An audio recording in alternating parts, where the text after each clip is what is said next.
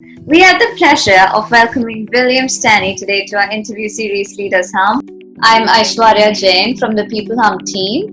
Before we begin, just a quick intro of peopleHum. peopleHum is an end-to-end, one-view integrated human capital management automation platform, the winner of the 2019 Global Cody Award for HCM that is specifically built for crafted employee experiences and the future of work with AI and automation technologies. We run the peopleHum blog and video channel, which receives upwards of 200,000 visitors a year and publish around 2 interviews with well-known names globally every month. And now for our guest, William. He's the founder of Proactive Talent. He's also the co-founder of Talent Brand Alliance. He's a very well-known keynote speaker in the HR and recruiting space. With prior experience in building Glassdoor and Twilio into global brands, he's a very well-known name to talk about the recent trends and evolution of human resources, making recruiting better for a lot of people worldwide. We have William Staney to give us his thoughts on certain very relevant matters. Welcome, William. We're thrilled to have you. Hi, thanks for having me. Our pleasure. So, William, if you could tell us a little about, what exactly is Proactive Talent and what kind of differentiators do you provide? So Practictalent Talent started about 5 years ago after about a decade in talent acquisition leadership at like VMware, SAP. Then I was the first TA leader over at Glassdoor and Twilio, like you mentioned. I just really started to understand that a lot of things were changing over this last decade in the recruiting industry. And there wasn't a lot of great vendors as a TA leader that helped me solve these problems holistically. If I had an employer brand issue, say I wasn't getting inbound of quality candidates that I really wanted, I could go to an agency to help me target that ad better, or I can go to a third-party headhunter or contingent search firm, and they'll go find me the person for a very, very high price. And there wasn't really a provider that looked at the whole problem, all right? Because advertising isn't always the problem, and throwing in a contingent recruiter isn't always a solution to the problem. So I started Proactive Talent. We had our second child, and I took some time, about 3 months off of work, and during that time, I was really just thinking about what I wanted to do next. I've been sort of building this career of building modern recruiting machines, and realized that I'm just going to build the vendor partner that I would want to have. And so what Proactive Talent is a recruiting and employer brand consulting firm. And we really focus on everything talent acquisition, right? So in talent attraction, we've got 3 core services, which is employer brand strategy. So helping develop EVPs, really tell that company's story in a consistent way. Recruitment marketing, which is our agency of record service. So we work on programmatic advertising to running campaigns. And I think that's what makes us really, really special. Wow, that's amazing.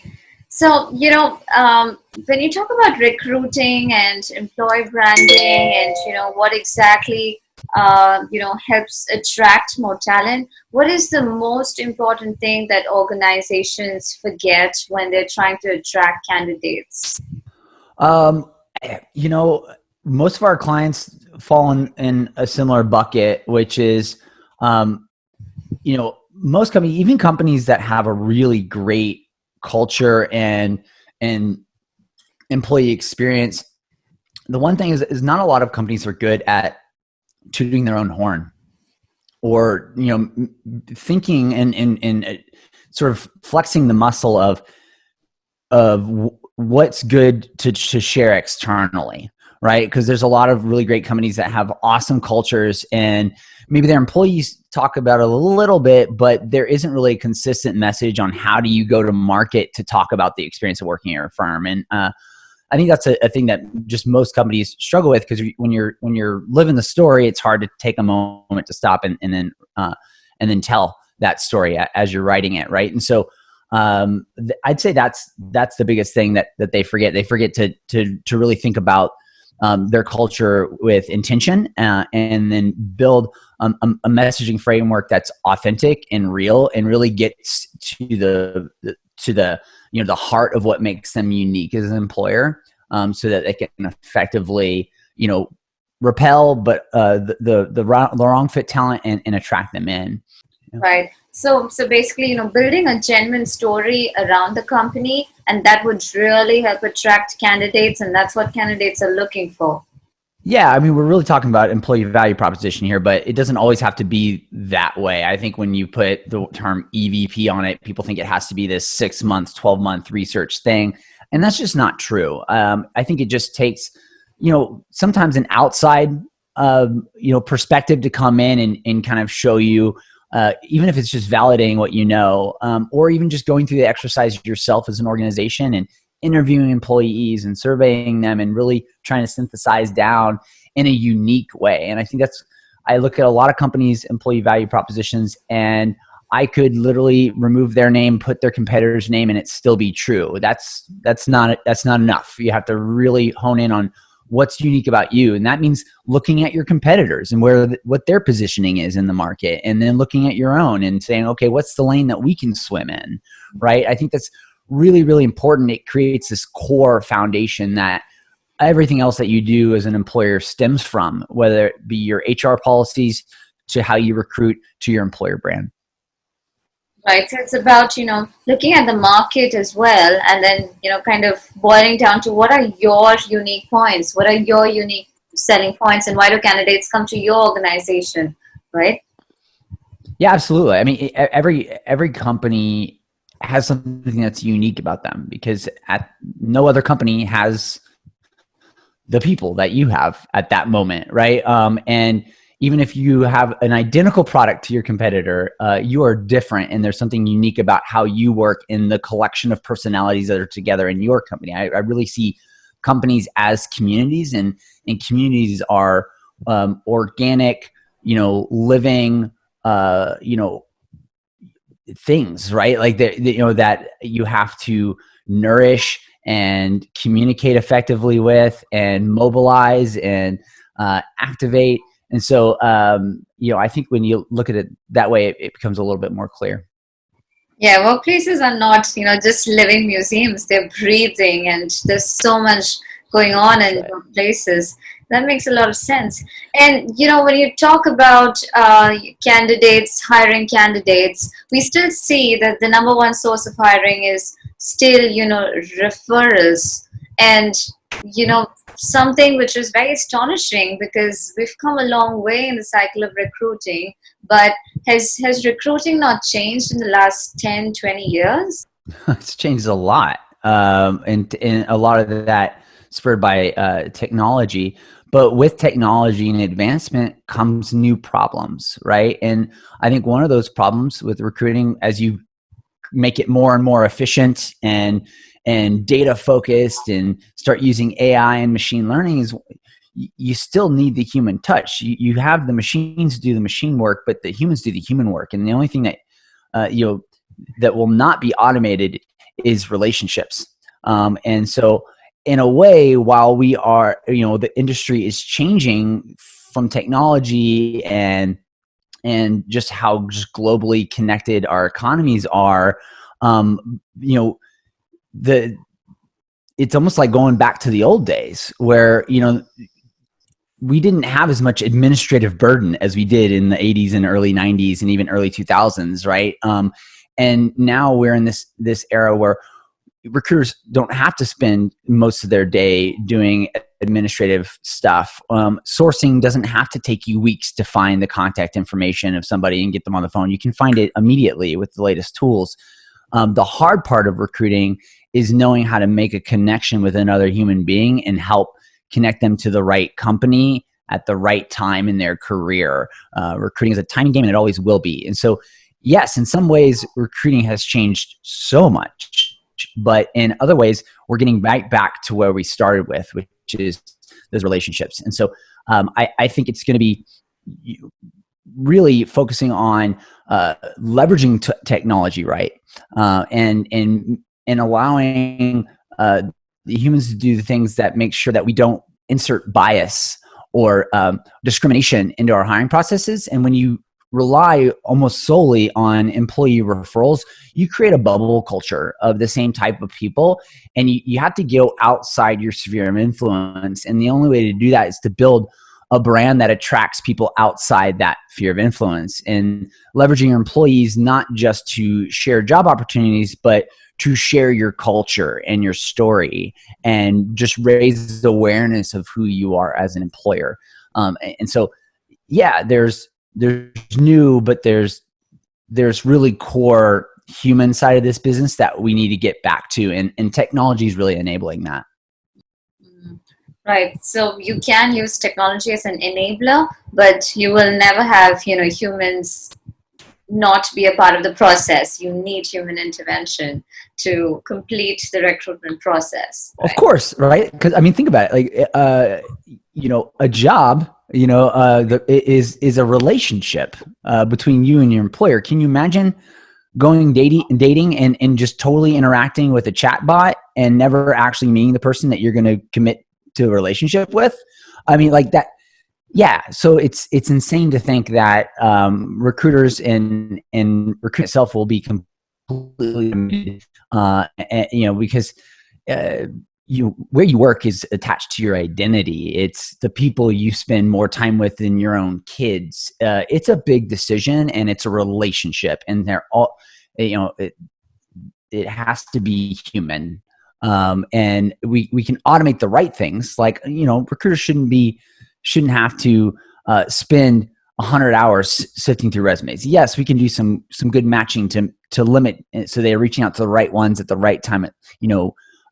Technology can enable us to be more efficient and more productive in our work, but there's no shortcut to human connection.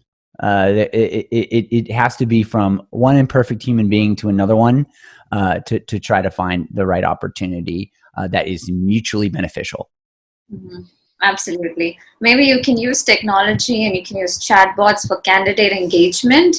Yeah, like early in the process, when I think the use of chatbots in career sites to answer might have those questions that recruiters have to repeat. I always tell my recruiters, if you notice you're doing the same thing over and over again, and it's just this barrier for you, we got to find a way to automate that, or make it more efficient, or make it require less of your time, to optimize it, right? And that's a big thing that we do at practictalent with our clients, is we go through and audit their whole recruiting process and strategy, and find, like, where are your bottlenecks? What are the things that are taking up a lot of your recruiters' time that just aren't adding value?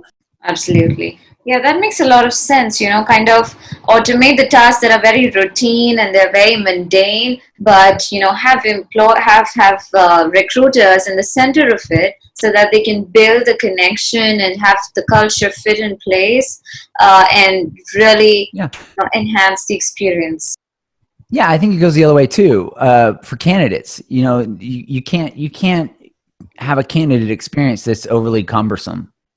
I mean, even as we swing from a candidate-driven market back to a employer-driven market, which is exactly what's happening right now, we still have to focus on candidate experience. I refuse to think that we should go back to the point where we're making people go through hoops for us to learn about them and consider them for a position. You just can't be an employer nowadays and having people go through an hour-long process, 7 different interviews. I mean, we have the ability to very quickly assess people the right way, in a way that respects their time, and allows us to fairly evaluate them for a position. So, but I'm worried about that. As you can probably tell, I'm worried that as we get more back on the employer-driven talent marketplace, that companies don't focus as much on candidate experience, and that's a shame, because candidate experience is an employee experience is a keystone habit for a company. And I really believe this, and that's because when you focus almost meticulously on that one thing, on just candidate experience, every other KPI, every other form of measurement of your culture and your recruiting improves. Because when you focus on candidate experience, you're making sure that your hiring process is efficient and a good use of everyone's time involved. You're making sure that your hiring managers are following up, that your recruiters are following up with candidates. You're doing the right things, not always the most efficient things, but the right things to make and to ensure a great experience, and it improves everything. Your close rates go up. Your offer accept rates are better, right? And so I worry about that, and I hope it doesn't go that way, because there's been so much improvement in that area. Absolutely. I think if, organizations say that a lot, employees are the asset, but if they don't focus on recruitment and candidate experience, then they're just not laying the foundation right. It's not strong enough, right? I would go even further. Employees aren't even just assets anymore. Like, employees are your company. Without employees, you don't have a company, right? Like you're a solopreneur or something. You're like, that's what you are if you don't have employees. And so they're not even just an asset. They're not just this other operating account that you can pull from, or, a piece of computer equipment. Like, they are human beings that together make your company even possible, right? And they should be treated as such. Yeah, and then you have organizations, that are claiming that, oh, we saved millions of dollars on recruitment. And then you're just like, hey, you were not supposed to save on that. Did you though? When they tell me that, when they tell me that, I start picking it apart, and I go, oh, did you save a bunch on recruitment? What's your turnover rate? Oh, are 50% of your people going out your door? Cool. Hey, how much does that cost you? How much did you spend on all those people that are churning through your business to train, just for them to go away, and you have to spend that money again in recruiting? Yeah, maybe your cost per hire is down, but you're having to rehire more people. So actually your cost of hire doubled, because you're hiring 4 times as many people, because you're bleeding talent, because you're not thinking intentionally about who you bring in the organization. You're just in a button seat mode, reactive. And that is just so thinking and so inefficient, and such a waste of so much time and resource for your recruiting team, your leaders, your interviewers, candidates, marketplace. So people that are trying to, suck the resources from recruiting and try to do more with less. I mean, I think it's always great to be lean, right? But if you're doing it at the detriment of candidate experience, if you're doing it at the detriment of really focusing on quality of hire, then I promise you, in the long run, you're spending more than if you just did it right at the beginning. Absolutely. It's just simple arithmetic. It's simple math that, if you mess that up, it's like. I mean, you're absolutely right. It should be simple math, but we are also human beings, and we are flawed individuals, even in a collective. Like, look at how our world is responding to this pandemic right now. It is completely reactionary. We knew that a pandemic was possible for many, many years. In fact, this very kind. And it's hard for governments to go, yeah, I'm going to go ahead and spend $400 billion. And they can't think what's difficult. They want to be reelected into their prospective countries' governments, right? And guess what? It's going to cost trillions upon trillions upon trillions upon trillions of dollars globally, and years to recover from this. But if we had, as a society, had thought proactively about that. So you see the analogy here, hiring is the same way.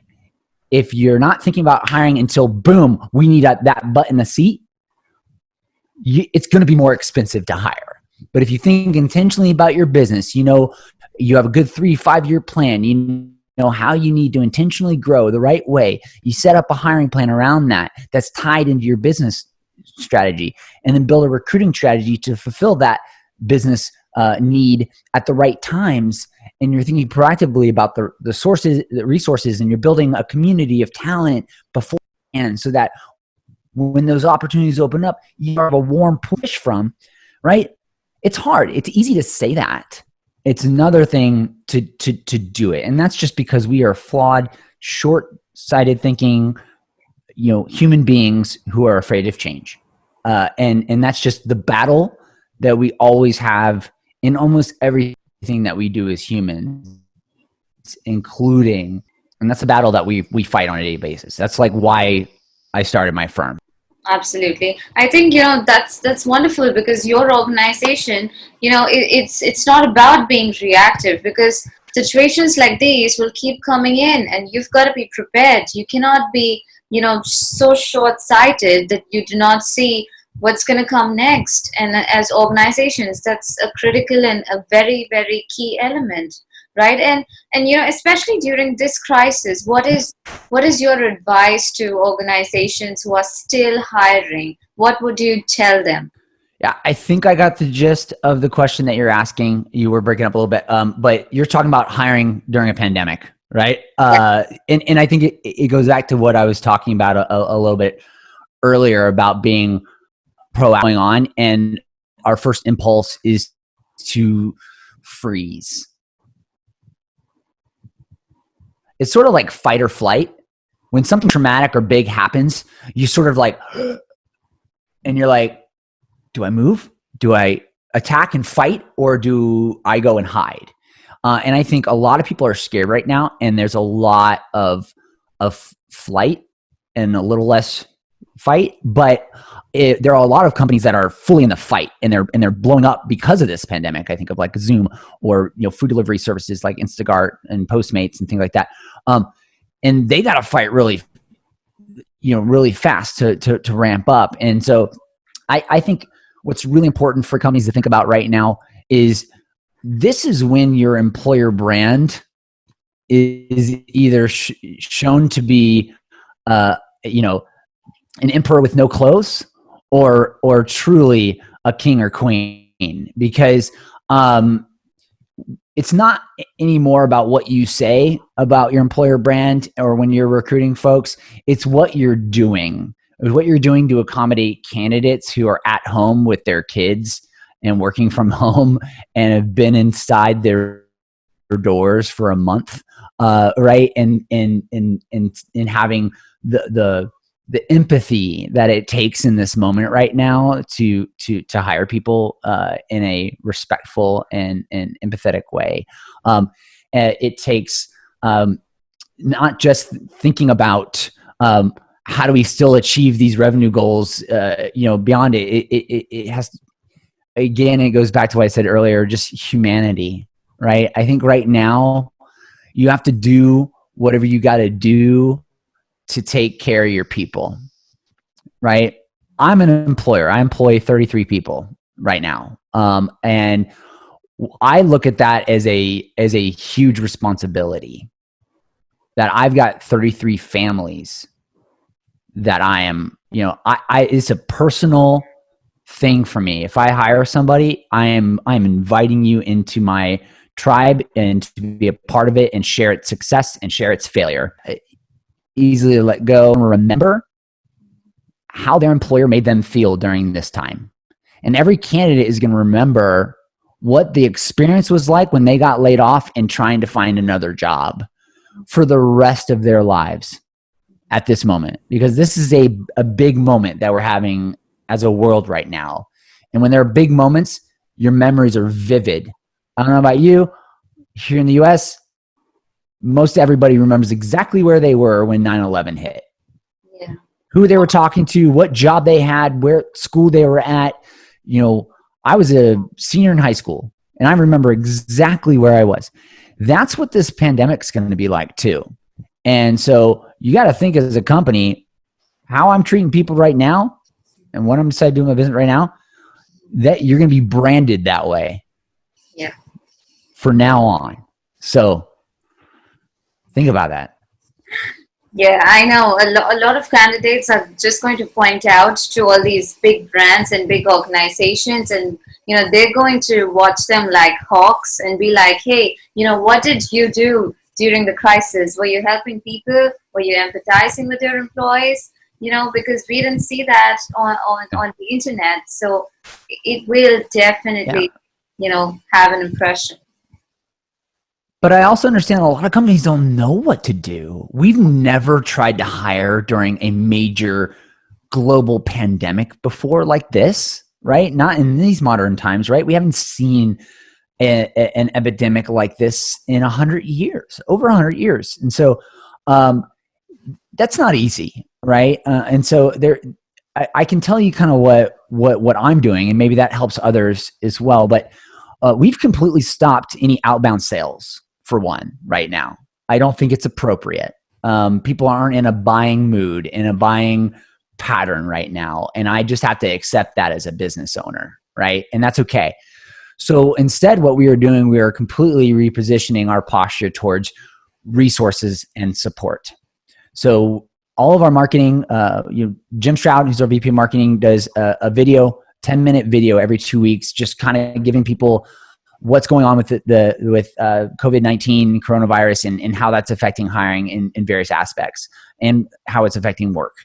We are doing 50% off for all hospitals and healthcare providers to help them staff up during this time of our rate, which is essentially cost, right? Pro bono work. And we are sharing tons of resources. We're partnering and getting on podcasts like this to help talk to an hour of my time every day to talk to CEOs or heads of talent or heads of HR who are to think through their strategies and go forward plans for free. More companies can do this right now. Like there's really, I mean, I'm out there, I'm still talking and building stuff, but and this is the case for every other small business on the globe right now, as well as especially in hiring and recruiting. Some of us are not going to survive this, right? And that's okay. So what can we do? That you really, or two, you're just going to get to this place of just knowing like, I don't have control of this. So all I can do with resources that I have at this moment. And that's what we're doing. Absolutely. We're going the latter route. Yeah, you just really have to make the best of your resources at this point in time, and kind of really help out people. And if you're hiring, that's a great thing because you must have done something great. Yeah. Yeah, and think about the small businesses. If you are one of those companies that are hiring rapidly right now, you need the help anyways, right? Maybe don't go to the big RPO or big, billion-dollar agency. Maybe use a scrappy small business to help you on that project that could really use that work right now, right? Maybe just think about outside of just yourself and think about the greater ecosystem and what's worth protecting right now. And I tell you, it's the small businesses. Right. It is the small businesses. They need all the help they can, and they will definitely help a lot of other people around them. And it will create a very proactive ecosystem if, at an individual level, organizations just understand how to kind of, cope with this and make sure that, their talent brand remains as is and remains very strong. Right. And you've worked at Glassdoor. Right. How important do you believe brands like Glassdoor are in talent brand building? Do you believe that Glassdoor is an enabler or a detractor in talent building? Because there are, negative comments and it's very sensationalized that prevails. What's your take on that? As a former employer of Glassdoor, I will tell you that Glassdoor itself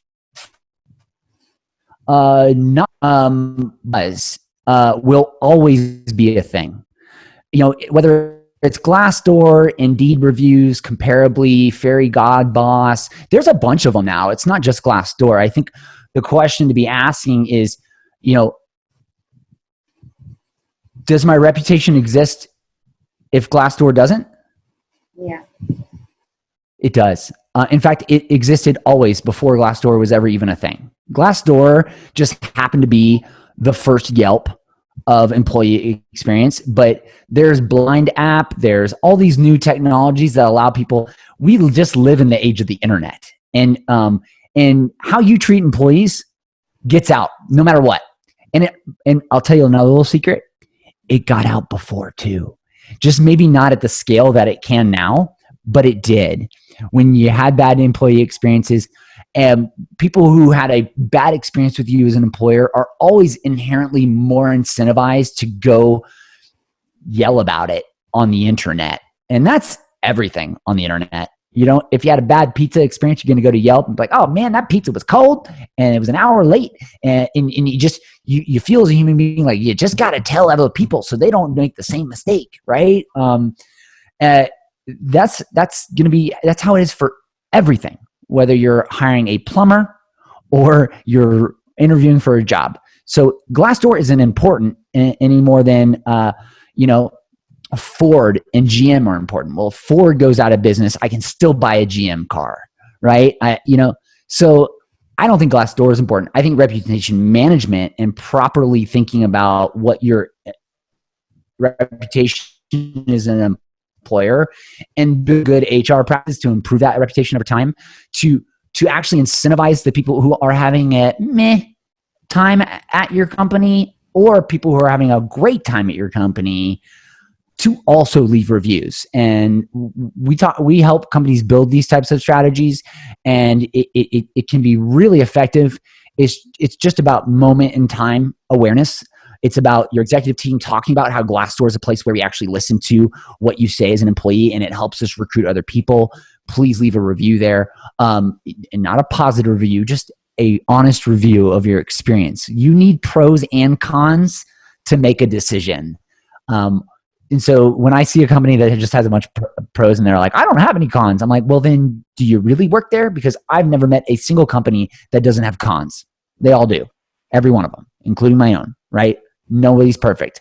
Like I said before, right? Companies are just a community, a collection of human beings, and human beings are imperfect.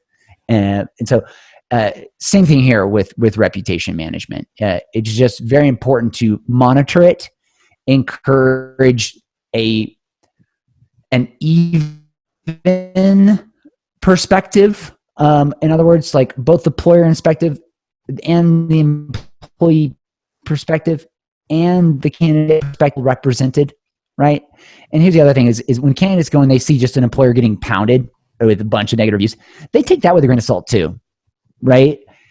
If there isn't both sides of the coin, it's hard to make a decision. So I think it'll be too good to be true if you just have all good comments of one company that's just not real, that's just not genuine. So yeah, I agree with you. You have to see both sides of the coin, and a candidate is smart enough to find that out. Yeah, I mean, and Glassdoor was smart. They were the first to create a marketplace for doing this. But I mean, if you're the first to market and you own that property, you're going to charge rent, right? Like that's the capitalist economy that we live in. Yeah, that's just how it is. That's how it works. Yeah, makes a lot of sense. It's how the world works. The entire world. Yeah, absolutely. That's how the world works, and we must live in it, and we must make the best of what we have and thrive in it, and hopefully make a difference like you're doing.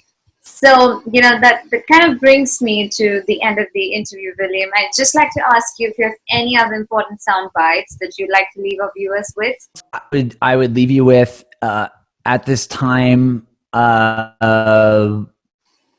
whether you're recruiting, you're a recruiter, you're a head hunter, it's a really stressful time for our profession right now. It's a scary time for our profession right now. But we're going to get through this. We always have. We have gone through these moments and times many times before, and it changes our society and it changes the way that we work. But we are adaptable. And through all, you do what other people are going through, what that candidate's going through, your colleague, and just be kind to each other. Absolutely, that's wonderful. Just be kind to each other, spread it around, because this too shall pass, as everything else has. That's right. Yeah, that makes a lot of sense. Well, Absolutely. I had a wonderful conversation with you, William, and thank you so much. I really appreciate your time and you sharing your views with us. It's been a learning experience for me, and I really hope that, we can stay in touch and do more of these. Absolutely. Thanks for having me. I really enjoyed the conversation as well. Thank you so much, William. Take care. Thank you. Bye.